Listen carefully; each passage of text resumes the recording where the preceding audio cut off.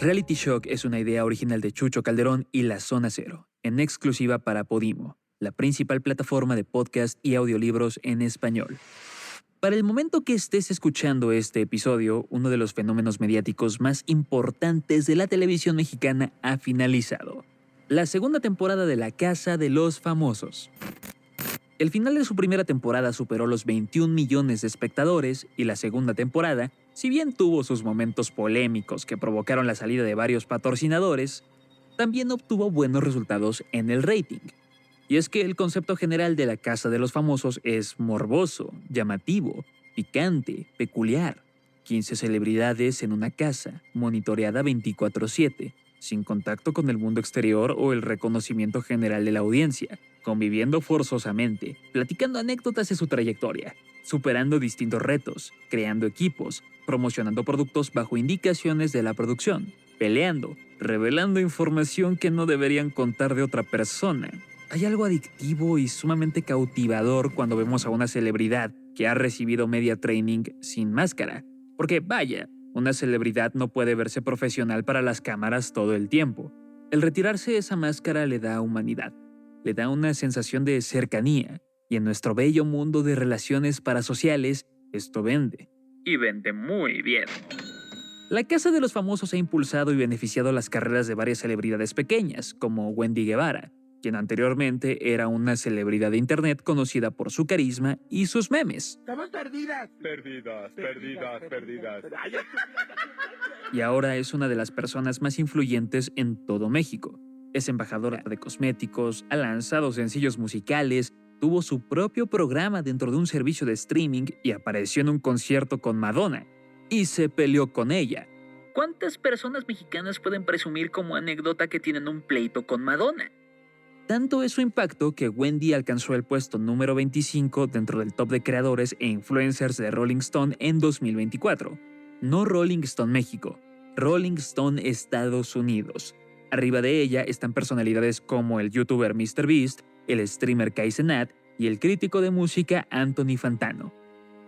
Pero también La Casa de los Famosos ha revelado actitudes nocivas y sumamente cuestionables de otras celebridades, como el caso de Ricardo Peralta, conocido popularmente como Pepe de Pepe y Teo, que con sus declaraciones polémicas sobre distintos movimientos sociales como el feminismo, la comunidad LGBT y las acusaciones de homofobia sin fundamentos que realizó a otros participantes como Arad de la Torre, ha tenido una experiencia amarga, perdiendo miles de seguidores en redes sociales, ensuciando la marca que construyó por una década y, para colmo, siendo despedido de la agencia de talentos que lo representaba.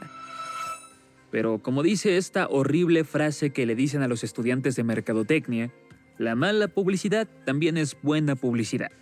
Y quiero que te imagines esto. ¿Qué sentirías si todos los días fueses tendencia en redes sociales por tus buenas y malas acciones? ¿Qué pasaría por tu cabeza si supieras que tienes a millones de personas de todas las edades observando todos y cada uno de tus movimientos con detalle? ¿Qué tan cómodo te sentirías con esta idea? O mejor dicho, ¿cuánto dinero aceptarías por estar en una posición similar? Tu vida cambiaría por completo, ¿no lo crees? Por cada semana concursando dentro de La Casa de los Famosos, los involucrados recibían un pago que oscilaba entre los 80,000 y los 500,000 pesos semanales, sumado a bonos de docenas de miles de pesos por menciones con patrocinadores. ¿A quién le importa perder seguidores en Instagram cuando por estar dentro de una casa monitoreada 24/7 recibes un mínimo de 320,000 pesos al mes? Seamos honestos, todos tenemos un precio, y quien diga que no ha recibido la oferta correcta.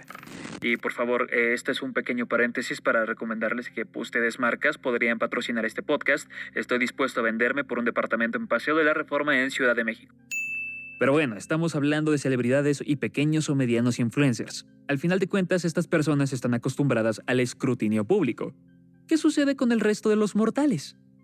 Existen otro tipo de realities dirigidos a estas personas.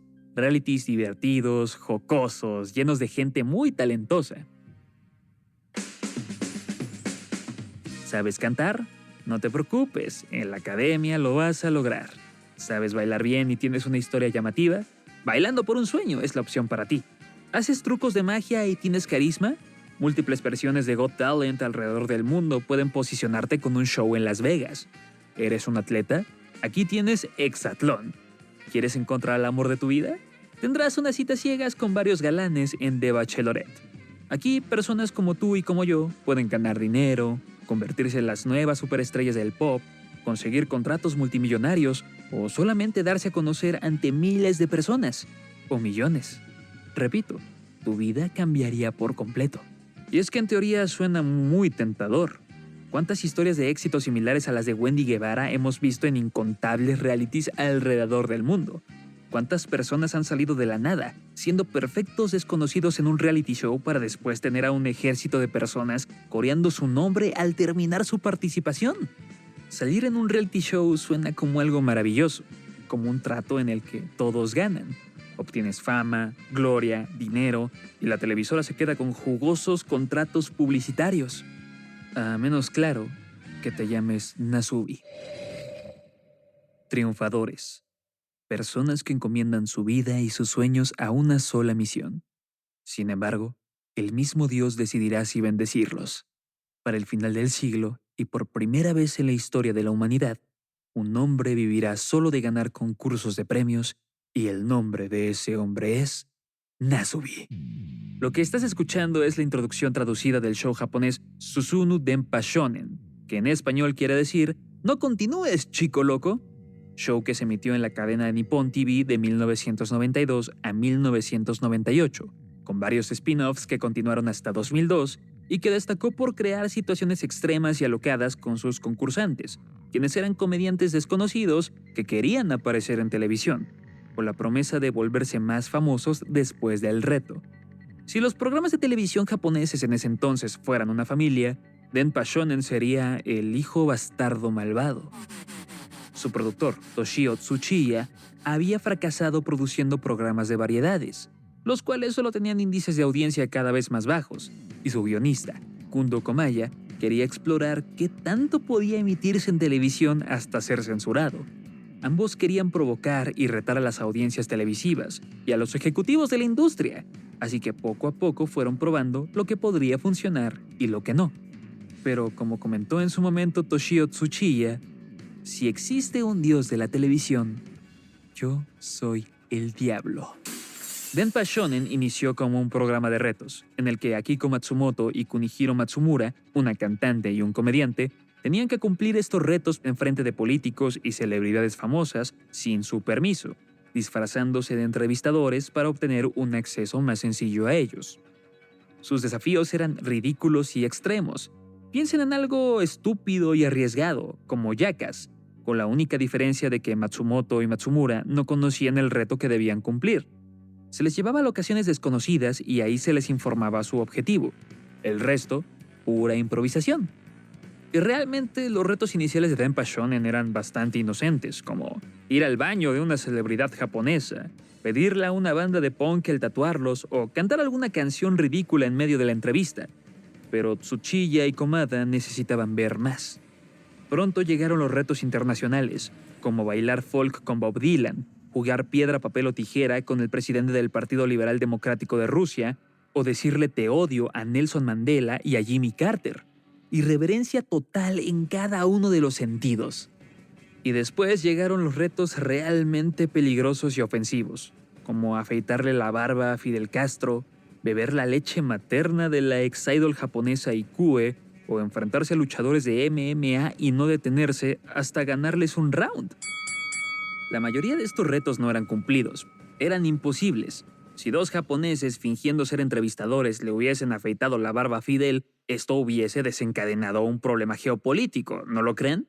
La gran mayoría del tiempo, el show retrataba a Matsumoto y Matsumura, junto con algunos invitados especiales, intentando superar con su ingenio a los escoltas y a los guaruras de estas celebridades, quienes los arrastraban fuera de los edificios, recintos y conciertos. Pero el show llamó la atención del público por las hazañas ridículas de ambos, quienes se habían vuelto famosos por su irreverencia y su capacidad al improvisar enfrentándose a guardias de seguridad y gente muy rara, así que fueron ascendidos a ser los presentadores del programa. Ambos pasaron de ser dos completos desconocidos a ser las celebridades más irreverentes de todo Japón. Ya no tenían que arriesgar sus vidas o enfrentarse con guardaespaldas. Ahora podían descansar y disfrutar la mala suerte de otras personas. Con el éxito, los productores decidieron subir el nivel de los retos, así que salieron en búsqueda de nuevos desconocidos.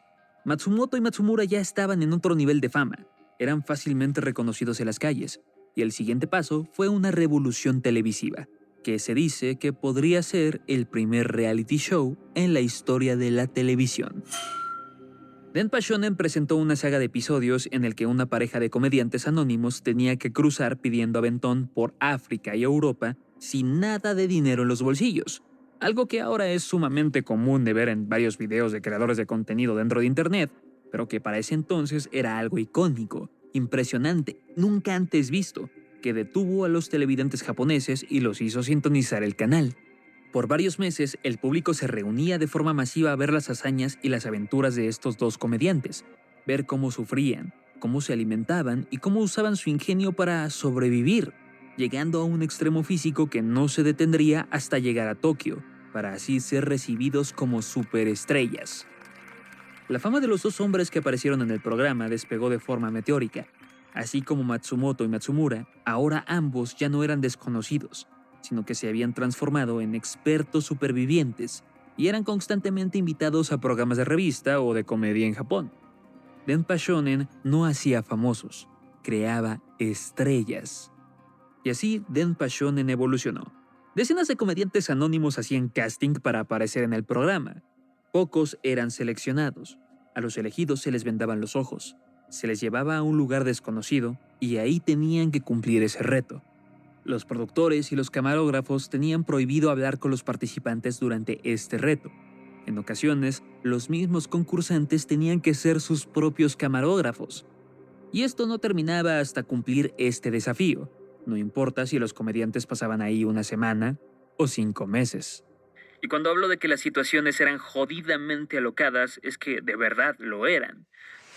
Denpa Shonen no es tu clásico show japonés irreal y extraño. Es algo más cruel, sádico y sobre todo perturbador. Y para probarlo, escuchen esta lista de series o especiales que produjeron dentro del programa. Denpa Shonen Desert Island Escape. Una pareja de comediantes fue abandonada en una isla desierta, sin comida o bebida en medio de la nada, con el objetivo de verlos escapar de ella, construyendo y usando una balsa hecha con sus propias manos. El desafío se terminó hasta que ambos llegaron a Tokio, 4 meses después. Denpa Shonen Swam Series. Los mismos participantes del desafío anterior fueron forzados a llegar a Indonesia desde la India con un bote de pedales en forma de cisne, con el mínimo de paradas en tierra. Su comida debía ser todo lo que pudiesen pescar. Tras mucho esfuerzo, ambos lograron llegar a Indonesia y de ahí a Tokio en 10 meses. Denpa Shonen Naniwa Love Story. Una aspirante a idol que pesaba 110 kilos tuvo que bajar 50 para poder tener derecho a un casting y a una serie de conciertos, recibiendo 10,000 yenes por cada kilo perdido, pero pagando esos 10,000 de regreso por cada kilo ganado, lo cual la orilló a tener una dieta drástica que deterioró su salud. Denpa Shonen Steel Bar Girl.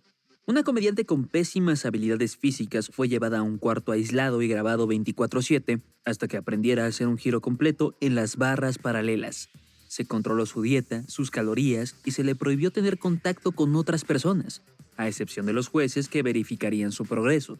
Ella logró hacer el giro después de 6 meses de entrenamiento y aislamiento, sumados a un fuerte entrenamiento. Denpa Shonen Boxman. Un hombre con poca habilidad social fue encerrado en una caja de metal de 1.2 metros de alto y de ancho, y solo podía liberarse de ella si arrastraba y empujaba la caja desde adentro por 1.500 kilómetros, sin comunicación verbal con el mundo exterior. Podía pedir ayuda a la gente de afuera para empujarla, pero solo a través de un display electrónico diminuto. Denpa Shonen Pennant Race. 6 comediantes fans de 6 diferentes equipos de béisbol fueron encerrados en 6 diferentes cuartos por toda una temporada. Dependiendo de la clasificación y los resultados del equipo, ellos recibían o perdían comodidades básicas, como una cama, iluminación o su propia ropa. Si su equipo ganaba, tenían derecho a tener 3 comidas al día. Si su equipo era derrotado, no tenían derecho a alimento alguno. Cada uno de estos desafíos suena más aterrador que el anterior, pero ninguno es tan cruel como la tortura psicológica y física que sufrió Nasubi por más de un año. A finales de enero de 1998, el comediante de 22 años, Tomoaki Hamatsu, acudió a un casting para Nippon TV, junto con varios aspirantes anónimos. Hamatsu venía de Fukushima y al hacer su casting demostró ser genuinamente gracioso. Usaba el humor para defenderse y burlarse de su condición física, pues había nacido con una cara alargada y una barbilla bastante prominente, parecida a una berenjena. Gracias a esto, de cariño, Hamatsu era conocido como Nasubi, o berenjena en español.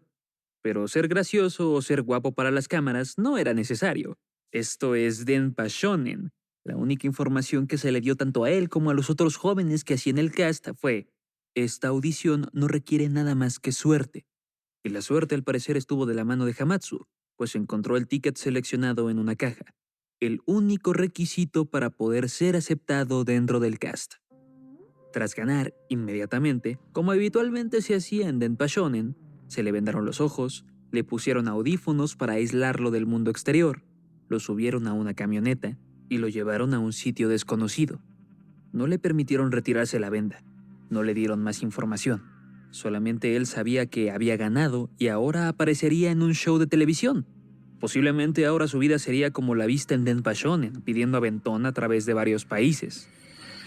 Cuando se le ordenó a Nasubi quitarse la venda de los ojos, él se encontró en un departamento pequeño, que solamente tenía una mesa de centro, un teléfono, bolígrafos, postales vacías, un radio, un cojín, una estufa con un solo quemador, un baño pequeño, aire acondicionado y un estante lleno de revistas. Su chilla, que aparecía en el show dando indicaciones porque era el productor malvado, le comentó lo siguiente: ¿puede un hombre vivir solamente de premios ganados en las revistas? Si no lo saben, en Japón y otros lados del mundo era común este tipo de dinámicas. Si querías ganar algún premio visto en esta misma revista, desde comida hasta viajes o aparatos electrónicos, debías enviar por correo postal una carta con tus datos y esperar, esperar y esperar. Dentro del cuarto, en el centro de la sala, había una cámara. En la cocina había otra, y ambas cámaras eran monitoreadas las 24 horas del día por los productores del show. Cada semana en Denpa Shonen, los televidentes verían un resumen de lo sucedido con Nasubi. ¿Qué ha pasado con él? ¿Qué ha perdido? ¿Qué está haciendo? Solo que Nasubi no lo sabía. El reto para Nasubi era permanecer en este cuarto encerrado hasta ganar el equivalente a 1.000.000 de yenes en premios de revistas, aproximadamente $8,000 o 157,000 pesos mexicanos. Y antes de empezar el reto, a Nasubi se le pidió desvestirse, dejándolo completamente desnudo ante las cámaras. Y solo para hacerlo divertido, censuraron sus genitales con la imagen de una berenjena. Esto no se va a grabar, es una prueba, comentó el productor, a un temeroso Nasubi, que realmente estaba completamente confundido.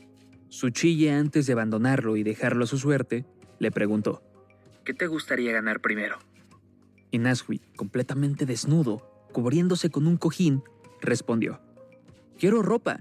¿Significa que tengo que ganarla? Y el productor solamente se fue, repitiendo el mismo objetivo del reto.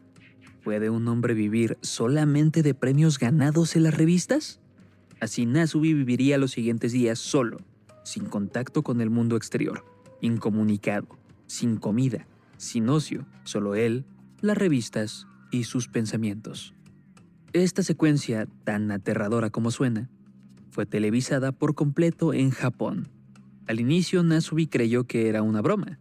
No había firmado un contrato, solamente estaba a la merced de su chilla, pero decidió aceptar su destino con la promesa de que esto lo volvería una superestrella, como a las otras personalidades que iniciaron su carrera en Denpa Shonen. Él empezó a hojear las revistas para ver qué podía ganar y así escribir las cartas. Quizá esto será descartado, pensaba, porque no es gracioso. Nasubi no tenía comida, no tenía papel de baño, pero tenía un diario en el cual podía escribir todos sus pensamientos y mucho optimismo en su rostro. El único contacto que Nasubi podía tener con una persona del mundo exterior era el del cartero que recogía sus cartas y entregaba sus premios. el cual también estaba siendo monitoreado por la producción, para evitar cualquier tipo de rebelión por parte de Nasubi. El departamento de al lado también estaba siendo rentado por la producción, y todos los días alguien entraba para cambiar las baterías de las cámaras, actualizar las revistas, poner más postales y revisar que todo funcionara, generalmente en la noche, sin despertarlo. Cada día, él se la pasaba escribiendo y enviando alrededor de 200 cartas por correo, esperando ganar algo, cualquier cosa que lo ayudara en su supervivencia general dentro del cuarto aislado. Para el 10º día, Nasubi había enviado 963 cartas y no había tenido éxito. Solo podía pensar en comida, cantar en comida, pedir comida. Entre la soledad y la desesperación, sucedió algo que demostró lo cruel que era este reto.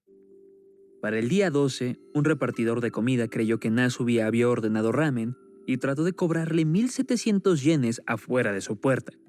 Nasubi no tenía dinero, y el repartidor, al darse cuenta de su error, se disculpó y abandonó el lugar. Nasubi, hambriento y desesperado, se rompió por completo clamando por comida. Aún no se sabe si esto fue planeado por producción o fue un genuino error de un repartidor novato, pero considerando las cosas que ocurrieron después, la idea de que esto fue completamente planeado por producción para generarle ansiedad a Nasubi cobra más fuerza. Dentro del día 17, Nasubi recibió su primer premio: 12 envases de gelatina de fibra japonesa, lo cual lo hizo bailar desnudo alegremente enfrente de las cámaras. Pero tú te preguntarás, ¿esto significa que Nasubi no comió nada por 17 días? La producción no podía dejarlo morir, claro, así que le daban galletas para mantenerlo con energía. Le escondían galletas en el departamento, o solo se las ponían en la mesa mientras hacían los cambios de cámara y actualizaban las revistas. Apenas si pudo ganar la gelatina, dejaron de darle snacks y galletas a Nasubi. Ahora estaría por su propia cuenta. Por una buena parte del mes de febrero, Nasubi se vio conflictuado. ¿Cómo hacer que 2 envases de gelatina sin sabor te nutran y te sacien el hambre? Es complicado, suena horrible y es aterrador, pero es posible.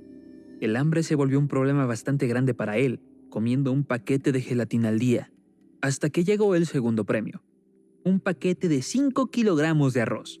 Sin embargo, al no tener un recipiente para poder cocinar el arroz, Nasubi se vio obligado a improvisar, utilizando uno de los contenedores de gelatina como taza para cocinarlo, poniéndole agua caliente y dejando el quemador de la estufa por 3 horas al lado de este experimento, limitándose a consumir un poco cada día. 3 semanas después de dar inicio a este desafío, las uñas, el cabello y la barba de Nasubi comenzaron a crecer. ¿Qué estará pasando afuera?, se preguntaba el joven. El show fue un tremendo éxito en Japón. Todos estaban viendo a Nasubi sobrevivir en Denpa Shonen. Sus padres, su familia y hasta sus amigos de Fukushima veían el show y creían que él se la pasaba bastante bien, ignorando su verdadera situación. Porque si editas lo grabado en una semana y solo muestras los momentos en los que Nasubi canta, baila, habla a la cámara, gana premios y dice cosas graciosas, bueno, parece que todo está bien. Y tú te preguntarás, ¿qué sucedió con su higiene personal? Esto es horrible de comentar, pero los artículos de higiene básicos también tenían que ser ganados en las revistas.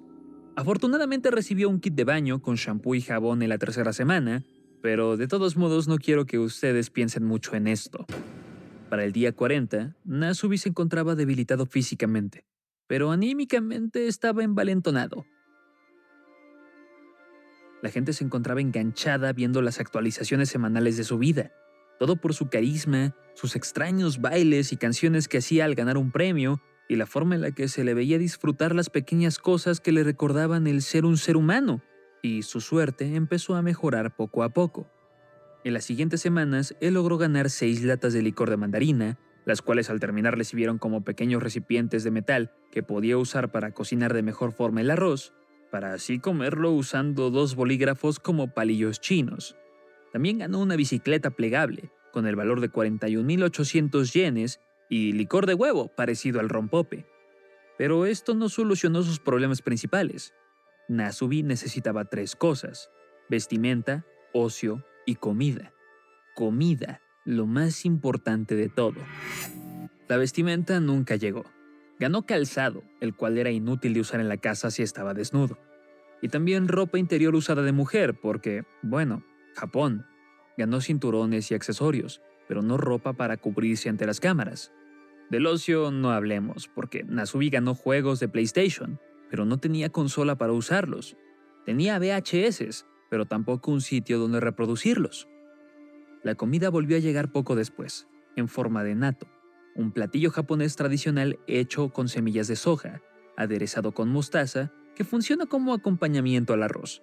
Y hay un registro dentro de la transmisión de Nasubi comentando al probar el natto por primera vez en mucho tiempo. El natto es tan delicioso. No me importa si me muero ahora mismo. ¿Recuerdas la película Náufrago en la que Tom Hanks interpreta a un hombre que queda varado en una isla desierta por años? En su película, el personaje de Tom le dibuja un rostro a una pelota de voleibol y la llama Wilson, creando distintas conversaciones con él para así mantener la cordura. Lo mismo ocurrió con Nasubi, quien ganó un animal de peluche y le puso Venus de nombre. Venus se convirtió en su mejor amiga y además en su amuleto de la suerte, pues Nasubi empezó a recibir premios más llamativos, como una televisión, algo inútil para él porque no tenía antena, cortes de carne, los cuales tenía que cocinar sosteniéndolos con un bolígrafo como si fuese una brocheta, una langosta viva que después mató y cocinó en la estufa con sus propias manos, un asador que le ayudó a preparar de mejor forma la carne y una aspiradora, que parece no ser la gran cosa, hasta que recuerdas que Nasubi llevaba para este entonces 3 meses enteros viviendo en un departamento sin limpiar. Oh, antes de que lo olvide, sí, el día 86 del reto, Nasubi también ganó un cepillo de dientes. Y sí, por primera vez en 3 meses, Nasubi pudo cepillarse los dientes, pero lo hizo con tanta fuerza que se provocó un sangrado. Cada vez que Nasubi ganaba algo, la cámara capturaba su reacción. Y es doloroso ver cómo su expresión pasa a ser decepcionante cuando se entera de que ha ganado algo inútil, o se suelta a llorar de alegría cuando prueba algún alimento simple tras meses sin saber de su existencia. Para mayo de ese mismo año, el arroz, la carne y el natto se habían terminado. Nasubi estaba de nuevo, sin comida como al inicio. Y en un giro inesperado y cruel de la vida, tras una semana sin alimento y sin galletas dadas por producción, llegó el siguiente premio. Comida para perro, tanto croquetas como comida húmeda. Y en medio de la desesperación por alimentarse, sucedió lo evidente. Se mantuvo varios días alimentándose con este tipo de productos. Nasubi estaba desesperado. Quería comida, pero seguía ganando premios relacionados con bebidas, lecciones de inglés que nunca podía tomar, cubiertos inútiles para este punto de su vida, purificadores de agua o dinero en efectivo que no podía ser gastado. Estaba ganando todo menos comida. Se especula que la producción del programa interceptaba los premios que Nasubi ganaba y que podían hacer su vida más fácil, como ropa o comida en general, para que esto fuese más llamativo ante las cámaras. Al final de cuentas, Tsuchiya y compañía tenían que hacer un show entretenido. En sus propias palabras, ¿qué te llama más la atención? ¿Ver a un hombre vestido comiendo cortes de carne tranquilamente o ver a un hombre desnudo, desesperado por alimentarse, considerando probar por primera vez en su vida comida para perro? El carisma nato de Nasubi y las ansias de volverse en estrella lo hacían actuar de forma errática, ladrando como perro en momentos tras probar la comida, y la edición del programa solamente le permitía a la audiencia ver sus momentos más icónicos y mercadeables. Pero en su diario, Hamatsu, la persona debajo de la máscara de Nasubi, plasmaba sus pensamientos más oscuros. En ocasiones escribía sobre lo miserable que era, lo que se sentía, mucho que ansiaba el contacto humano, cómo clamaba por alimentos, apoyo o algo de compasión. Él no sabía sobre el show, no sabía que había cientos de miles de personas sintonizando su miseria, creyendo erróneamente que estaba pasando un gran momento.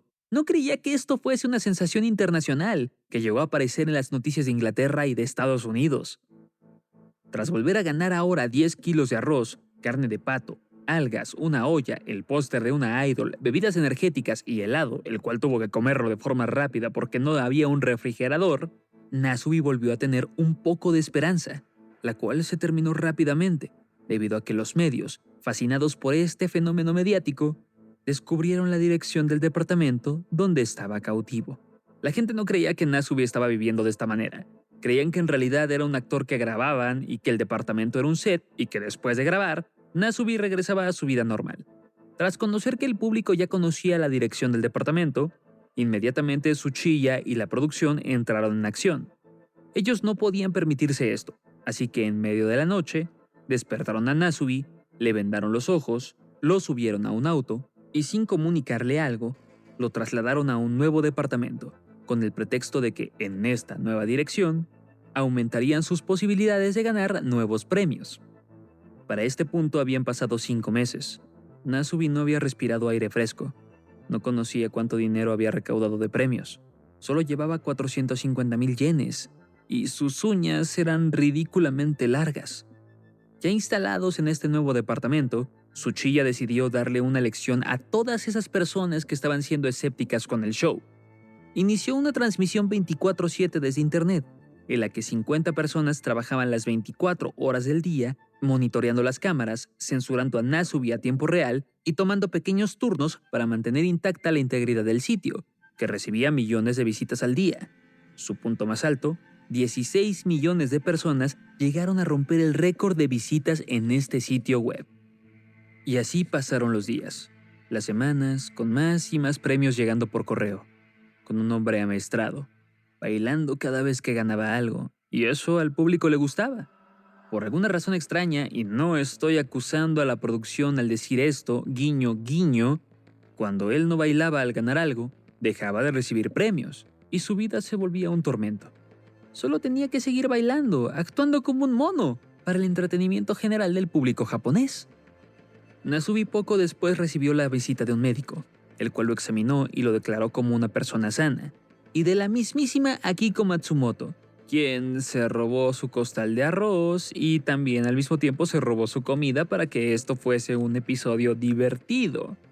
Sin embargo, esto no hizo que Nasubi dejara de ganar cosas, como más arroz, un encendedor, berenjenas, pósters de otras idols y lecciones de inglés. ¿No notan algo extraño aquí? ¿Algo raro? ¿Algo surreal? Como si los premios ahora tuviesen que ver algo con él, con su forma de ser. La producción tenía una mina de oro en este programa, solo tenían que volverlo más agradable para el público, creando una idea de Nasubi y de sus gustos para ellos. Pero en realidad nunca hubo transparencia con los premios. Él no había recibido o ganado ropa, solo obtuvo papel higiénico hasta el mes de noviembre y había una fascinación por verlo probar productos extraños o comida rara. Le recuerdo, Nasubi ganó una langosta viva y así la mató. ¿En qué revista puedes ganar una langosta viva? Repito, no estoy acusando a la producción, guiño, pero mientras más sufría él, los ratings aumentaban mucho más. Los productores debieron darse cuenta de eso, tarde o temprano.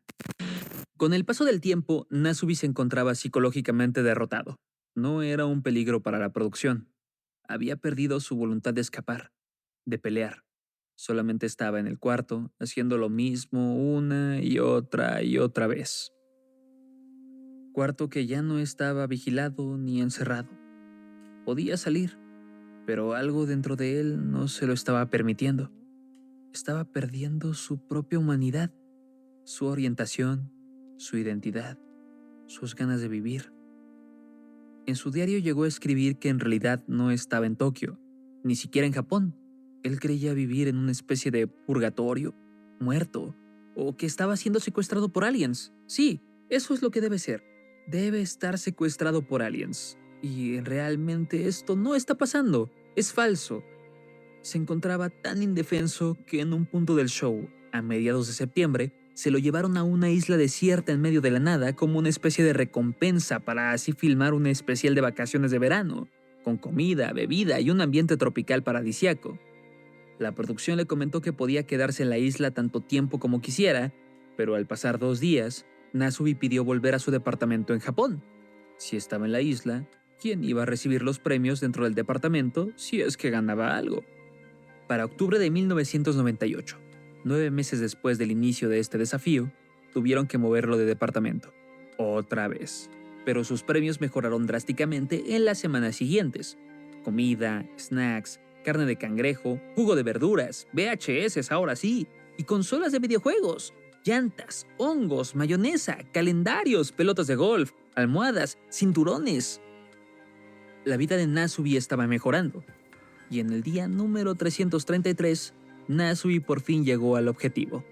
1.000.000 de yenes recaudados a base de premios ganados en revistas. Era el mes de diciembre de 1998. 11 meses atrapado en diferentes departamentos. Esa misma noche, Tsuchiya apareció en su departamento junto con los camarógrafos y miembros de la producción, armados de pirotecnia para fiestas, para así comentarle lo que había pasado.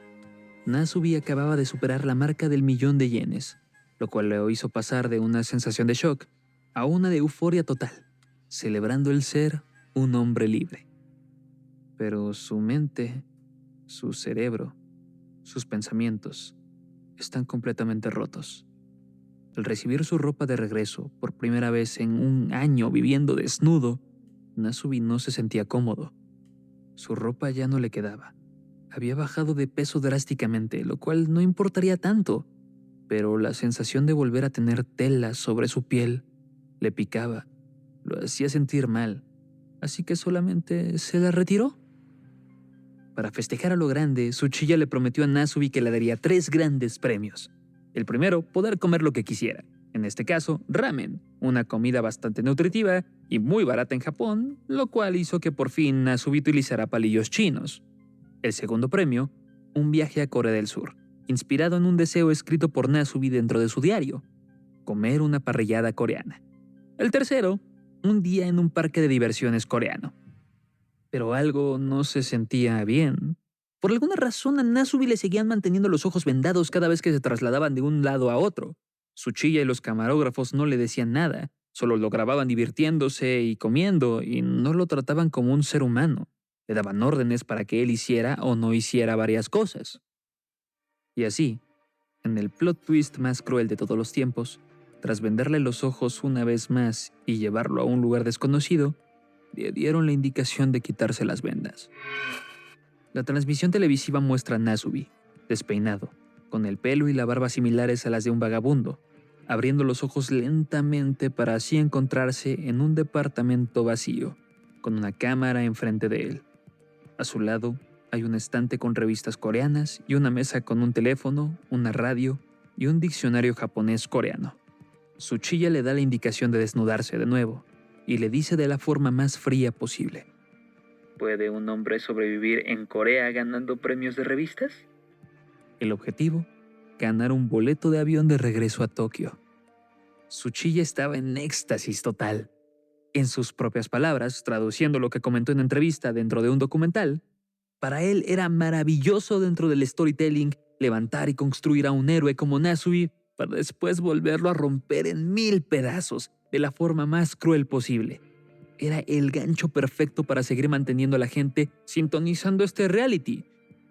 Inmediatamente, como se ve en la transmisión del show, Nasubi empezó a desvestirse y a aceptar su destino. Pero entre esos cortes, lo que ocurría en la realidad es que Tsuchiya y Nasubi empezaron a discutir.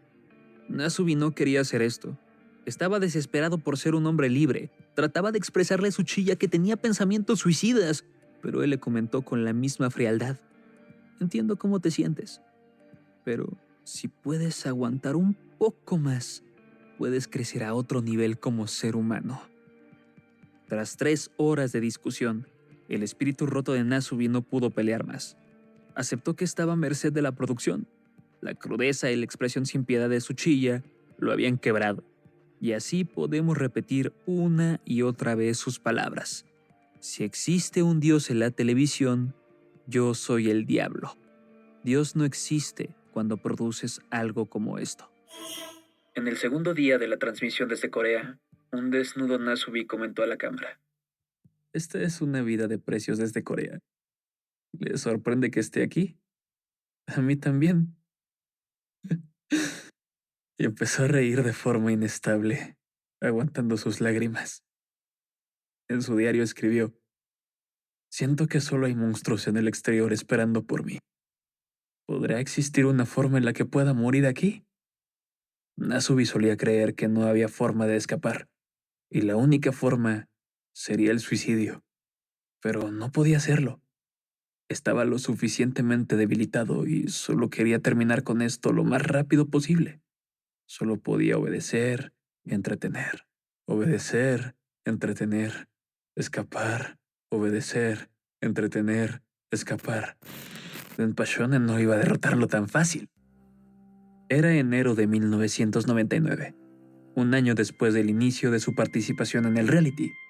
Y ahí está Nasubi, aprendiendo coreano, ganando shorts, kimchi, cereales, perfume, plátanos, té, costillas de cerdo, espadas de bambú, pulpos, bufandas y muchas cosas más.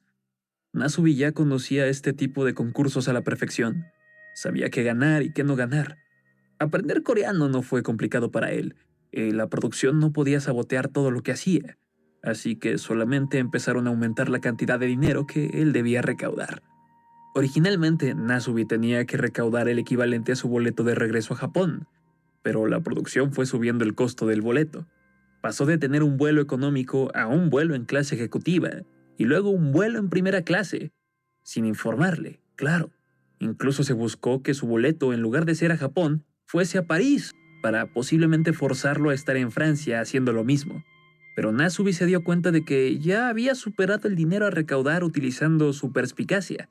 Y así, tras 3 meses en Corea, Nasubi cumplió su objetivo una segunda vez.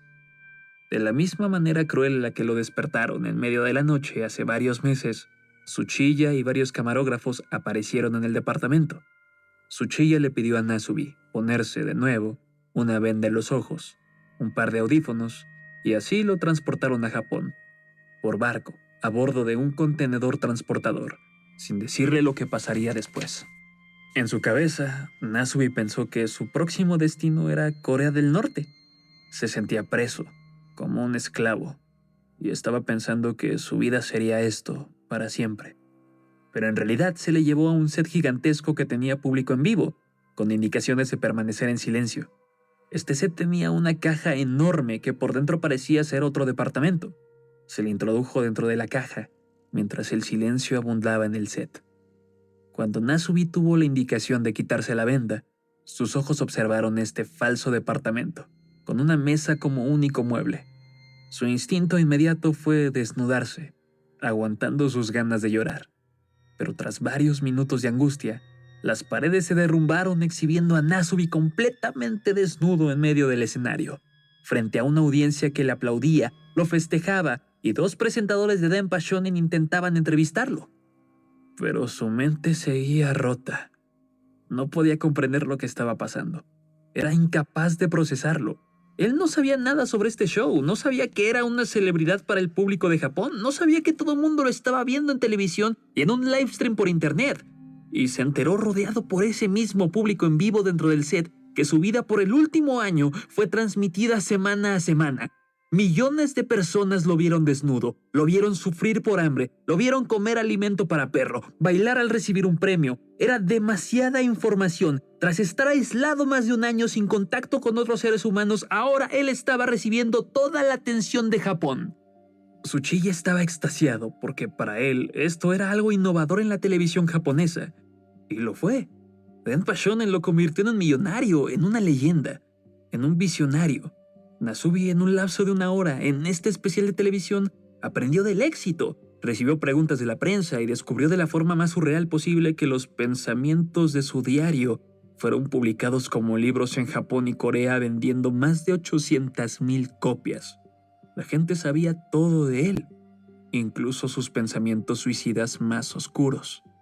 Terminando la transmisión, Nasubi fue llevado a un hotel, donde pudo dormir en una cama, ver las repeticiones de Denpashonen y de ahí recibir atención médica en una clínica privada, sesiones fotográficas, entrevistas, entrenamiento para medios, y así estas cosas llegaron después.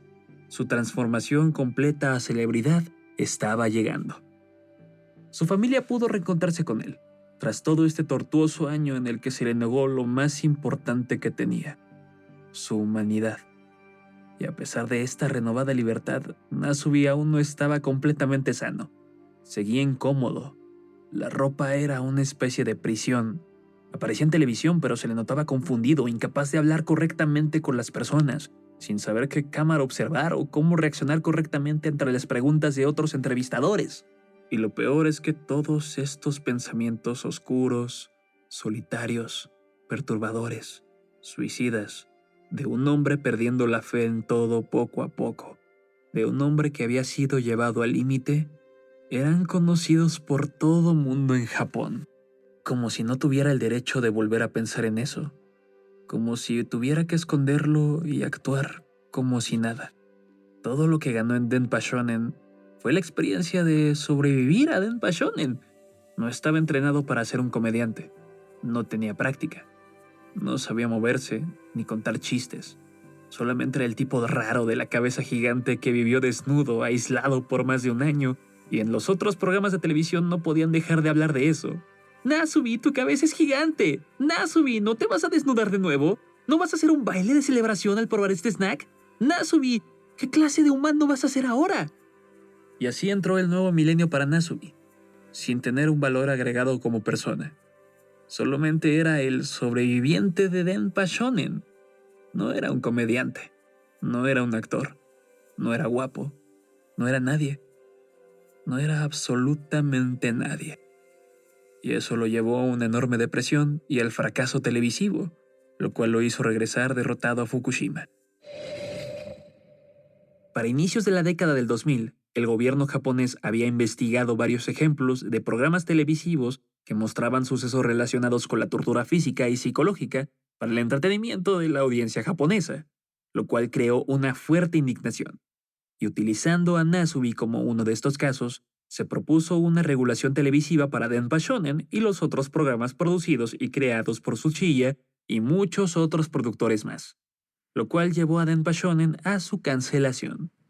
¿Tú creerías que Tsuchiya fue multado o arrestado por haber puesto en peligro las vidas de muchas personas? Porque, en serio, el historial de comediantes que sufrieron desnutrición en algún punto de su vida gracias a Denpa Shonen es enorme, pero en realidad no lo fue. Citando al propio Toshio Tsuchiya, lo que se capturó en estos 15 meses fue maravilloso, excepcional, extraordinario. Siempre pensé que era más interesante mientras más empujaba a las personas al extremo. Si una persona dentro de Denpa Shonen hubiese cometido suicidio frente a las cámaras, eso hubiese significado que yo fui demasiado lejos. Pero no ocurrió. Y en su momento, era complicado de saber. En 2011, tras el devastador terremoto y tsunami en Japón, donde Fukushima tuvo una emergencia nuclear, Nasubi decidió no solo ayudar a su familia y amigos, sino también a las personas que vivían ahí. Ayudar de cualquier forma, limpiando los restos, limpiando la bahía, buscando las pertenencias de los damnificados, y curiosamente eso empezó a llenar ese vacío que estaba dentro de él. El agradecimiento e interés genuino por la ayuda hizo que Nasubi poco a poco recobrara su fe en la humanidad. Fe que había sido arrebatada por Tsuchiya y por Denpa Shonen. Y así dio inicio al pequeño proyecto que lo llevó y le dio un significado rehumanizante a su vida. Nasubi, el superviviente del aislamiento, ahora sería de nuevo Tomoaki Hamatsu, el tipo que escalaría el Everest, buscando recaudar apoyo para los damnificados de Fukushima.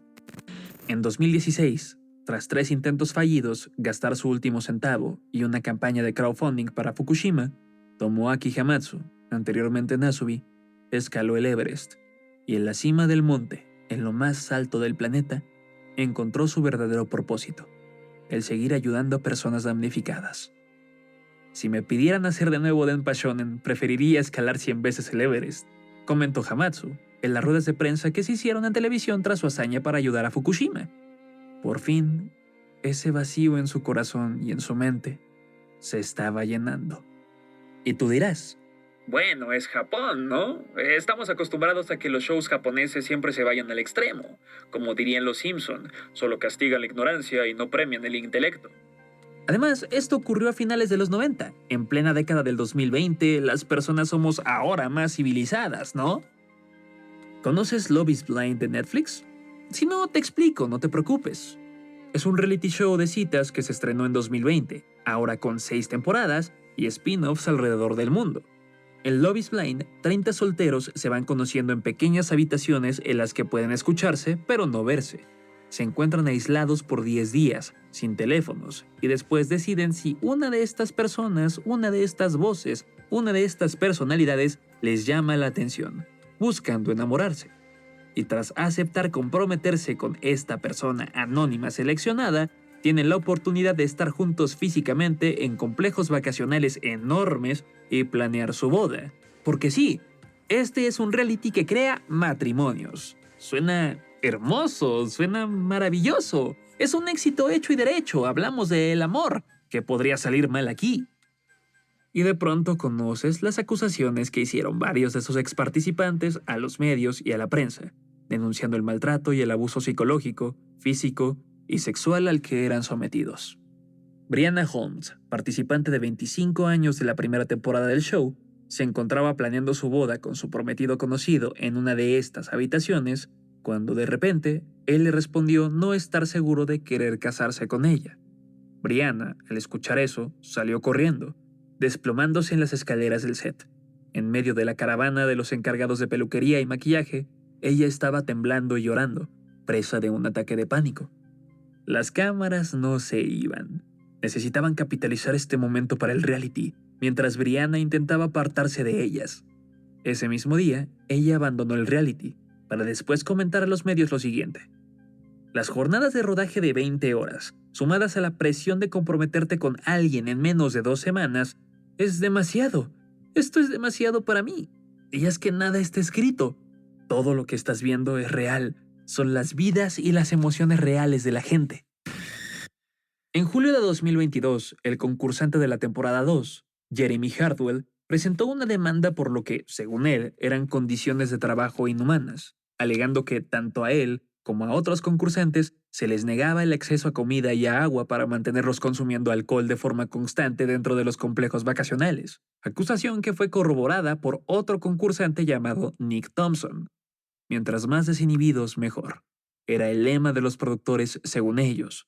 Para mantener esas horas de grabación, se atentaba contra los horarios de sueño de los concursantes y a veces no se les dejaba dormir, porque mientras más desinhibidos, mejor.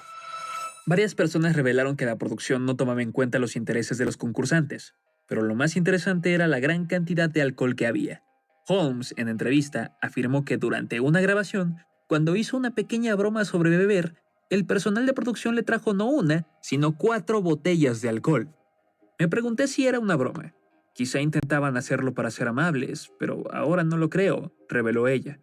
Y a estas acusaciones se le sumó la de un ayudante de producción que mencionó tener órdenes directas de parte de los productores para rellenar constantemente las bebidas alcohólicas de los concursantes, especialmente cuando iban a citas.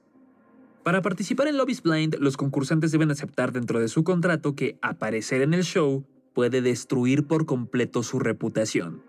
El contrato menciona que aparecer en el programa puede exponer información personal, privada, difamatoria, denigrante, embarazosa o desfavorable de los participantes y así exponerlos al ridículo público, la humillación o la condena. Saber las intimidades de un famoso o de una figura pública suena como algo de todos los días, ¿no? Porque es la razón por la que existe algo como la casa de los famosos. Pero ya no es tan divertido cuando la persona expuesta eres tú, ¿verdad? Otra de las declaraciones fue la hecha por la ex participante Danielle Rule, quien acusó a la producción de Love is Blind de manipularla emocionalmente para seguir grabando el show a pesar de que ella había pedido retirarse debido a constantes ataques de pánico, depresión y pensamientos suicidas, al no estar acostumbrada a la presión de las cámaras en cada momento de su vida, sin permitirle privacidad. Ella había revelado durante el examen psicológico del show que llevaba una lucha bastante pesada contra la depresión. En otros shows no le hubieran permitido exponerse de una forma tan íntima. En Love is Blind era algo necesario. Otros concursantes anónimos del show comentaron que tanto Netflix como Kinetic Content, la casa productora del show, los trataron como si fuesen objetos desechables y no les proporcionaron suficientes servicios de salud mental durante el rodaje y después del programa. Sus contratos estipulaban que los concursantes debían pagar $50,000 por daños y perjuicios a Kinetic Content si abandonaban el programa antes de tiempo sin la aprobación de los productores, y que las parejas estaban obligadas a presentarse a su boda planeada aunque no quisiesen casarse con su pareja, lo cual da lugar a dramáticos "sí, acepto". Pero la declaración más fuerte fue la realizada por una concursante anónima de la 5ª temporada, revelando que fue víctima de abuso sexual por parte de uno de los participantes del show con la que estaba comprometida, y los productores hicieron caso omiso de la situación, eliminando a ambos de las transmisiones de la temporada. Y sus versiones alrededor del mundo no están exentas. La versión mexicana que se estrenó este año, en pleno 2024, tiene acusaciones y grabaciones de conflictos que han sido analizados como violencia de género, tanto para mujeres como violencia general para hombres. Una vez que los concursantes de Love is Blind son elegidos, en Estados Unidos suelen firmar un contrato por el que se comprometen a ser grabados las 24 horas del día, los 7 días de la semana, por 2 meses a cambio de un salario semanal de $1,000, con un máximo de $8,000 con algunos cuantos contratos publicitarios. Así que en teoría no sales del show casado. Terminas también con un pago mínimo de $4,000. Es algo que suena bastante bien para ser verdad. Pero ¿realmente vale la pena sacrificar tu paz mental por un pago jugoso de una sola vez? La experiencia de Nasubi es un caso extremo, claro, pero los casos registrados de participantes de realities que han sufrido algún tipo de maltrato por parte del propio formato o de la producción es sumamente enorme. Esto no es Fear Factor o Survivor, realities hechos para llevar al límite a los participantes y hacer que enfrenten sus más profundos miedos. Estamos hablando de algo tan inocente como un show familiar, o uno de romance también. Shows que hacen que las personas lleguen a sus propios límites psicológicos por esas ansias tan grandes de ganar. American Next Top Model fue uno de estos ejemplos abruptos. Exconcursantes del show de diversas temporadas hablaron en contadas ocasiones sobre los ataques de pánico grabados por las cámaras y las lesiones a sus extremidades que se hicieron al someterlas a retos físicos tortuosos. Beast Games, el reality show del youtuber MrBeast, ni siquiera se ha estrenado en plataformas de streaming y ya tiene un enorme historial de quejas y acusaciones de maltrato a los 2,000 participantes. Entre ellos, y aquí viene una enorme lista, tendrá un grupo enorme de concursantes siendo controlados por un minúsculo staff de producción, lo cual solamente llevó a caos y conflictos en las grabaciones. Tener a un solo doctor disponible atento al bienestar emocional y físico de los mismos participantes. Negarle a los participantes porciones adecuadas de comida y bebida. Y según testimonios, la comida del reality era avena fría, un pedazo de verduras y un huevo cocido. Momentos durante la grabación del reality show que llevaron a varios participantes el sufrir deshidratación, intoxicación y hasta un concursante que sufrió una fractura en su pierna. Y privación del sueño, y la verdad no sé por qué no me sorprende esto. Parece que esto es demasiado común en cualquier reality show. Y lo mismo ocurrió en otro show de Netflix, inspirado en El Juego del Calamar, que tuvo acusaciones de maltrato, condiciones insalubres y sobre todo exposición a temperaturas extremas sin proveerle a los participantes alguna forma de cubrirse o protegerse de ellas. Solo para añadir un poquito más de shock a la realidad, en 2007 se estrena en Holanda un reality llamado The Grote Donor Show, o El Gran Show del Donante, en el que una mujer de 37 años, enferma terminal, iba a donar su riñón a una de las 25 personas que estaban concursando. Cada semana, los espectadores podían votar por su concursante favorito y eliminar a los sujetos que sentían que no merecían el riñón. Al final, en la transmisión de El Último Episodio, se reveló que la mujer en realidad era una actriz y que no iba a donar su riñón realmente, pero que los 3 finalistas sí eran pacientes en espera de un trasplante de riñón. Y que esto era una campaña hecha por el canal para incentivar y hablar sobre la importancia de la donación de órganos. Choqueante, sí, pero eso no deja de ser cruel. Ahora, si lo piensas bien, no estamos tan lejos de Nasubi. El hecho de que varias personas puedan empujar a otras más allá de sus límites, llevándolos a la desesperación solo por dinero o diversión, es inmoral, atrevido, extraño o simplemente cruel. Pero es curiosamente mercadeable, vendible y exitoso. Dentro de nuestro mundo moderno, claro está. Es morboso, es llamativo, y las personas que deciden participar entran en un estado de indefensión aprendida. El productor se convierte en su dios, en el verdadero dueño de su mente, de su espíritu y de su fortaleza. Y si demuestran una ínfima pizca de vulnerabilidad, la única persona que va a sufrir las consecuencias son ellos mismos. Un concursante de realities es habitualmente humillado, exiliado y sobre todo se le pinta como un sujeto incapaz de trabajar. Solamente sirve para eso, para entretener, razón por la que muchos no pueden dejar de serlo y buscan una y otra vez aferrarse a esa fama efímera, a pesar de no tener habilidades reales para tener éxito en televisión. Y repito lo que dije anteriormente, suena aterrador, pero todos tenemos un precio. Y si tú crees que no, es porque no te han llegado al precio correcto. Gracias por escuchar este episodio de Reality Shock. Yo soy Chucho Calderón y los espero en el siguiente episodio. Recuerden, quitarse la venda de los ojos y conocer la realidad es más horrible y choqueante que vivir en la ficción. Este episodio de Reality Shock fue guionizado y escrito por Chucho Calderón y La Zona Cero, con producción realizada por Galgódromo Entretenimiento, en exclusiva para Podimo, la principal plataforma para podcast y audiolibros en español.